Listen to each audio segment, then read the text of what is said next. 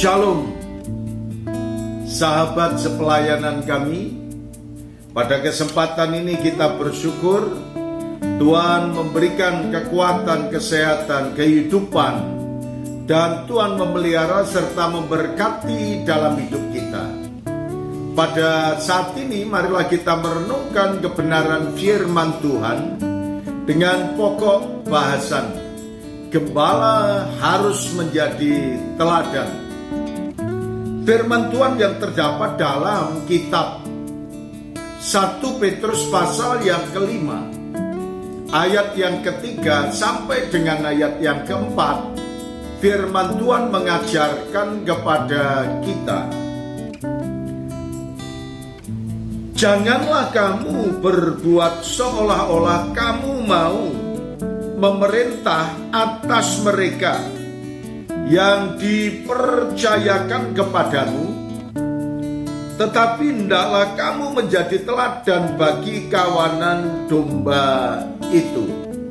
Saudara sekalian yang dikasihi oleh Tuhan, kita kembali berkaitan dengan status seorang pelayan yang disebut sebagai hamba, sebagai pelayan, dan dia dipercayai untuk menggembalakan kawanan domba Allah yang ada padamu, yang ada pada setiap orang yang dipercayai untuk menjadi gembala, yang menjadi penatua, yang menjadi pelayan. Maka apa yang Tuhan sampaikan kepada kita, bagaimana pola untuk pelayanan yang Tuhan ajarkan kepada kita. Tuhan mengajarkan kepada saudara dan saya dalam ayat yang ketiga ini. Tuhan menasihatkan kepada para gembala, janganlah kamu berbuat seolah-olah kamu mau memerintah atas mereka yang dipercayakan kepadamu. Jadi dalam pola pelayanan tidak diperkenankan oleh Tuhan ada atasan, ada bawahan, kemudian ada tekanan, ada boleh dikatakan pemerintahan atau harus dilakukan.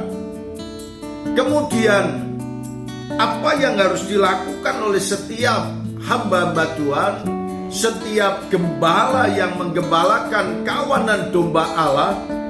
Di dalam ayat yang kedua juga dikatakan bahwa Tuhan mengajarkan kepada kita dalam pola pelayanan, bukan untuk paksaan, dan dalam pola pelayanan untuk menyenangkan hati Tuhan.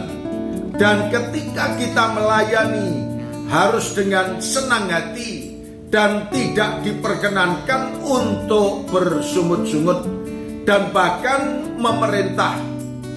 Apa yang saudara dan saya lakukan berkaitan dengan melayani dengan sukarela, melayani dengan sepenuh hati, melayani dengan kesungguhan hati dan tidak bersungut-sungut. Maka apa yang Tuhan sampaikan kepada saudara dan saya, dan janganlah mau mencari keuntungan sendiri. Dan dalam pola pelayanan ini hendaknya gembala harus menjadi teladan, harus menjadi contoh untuk kawanan domba yang telah Tuhan percayakan kepada kita.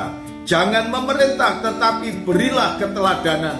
Semua kawanan domba akan mengikuti apa yang diperintahkan oleh gembala. Apa yang dilihat oleh kawanan domba terhadap gembalanya, maka kawanan domba itu akan mengikuti gembalanya dengan baik.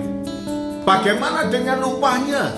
Kata firman Tuhan dalam ayat yang keempat, firman Tuhan berkata kepada kita, maka kamu apabila gembala agung datang, kamu akan menerima mahkota kemuliaan yang tidak dapat layu. Ini upahnya yang Tuhan berikan pada kita.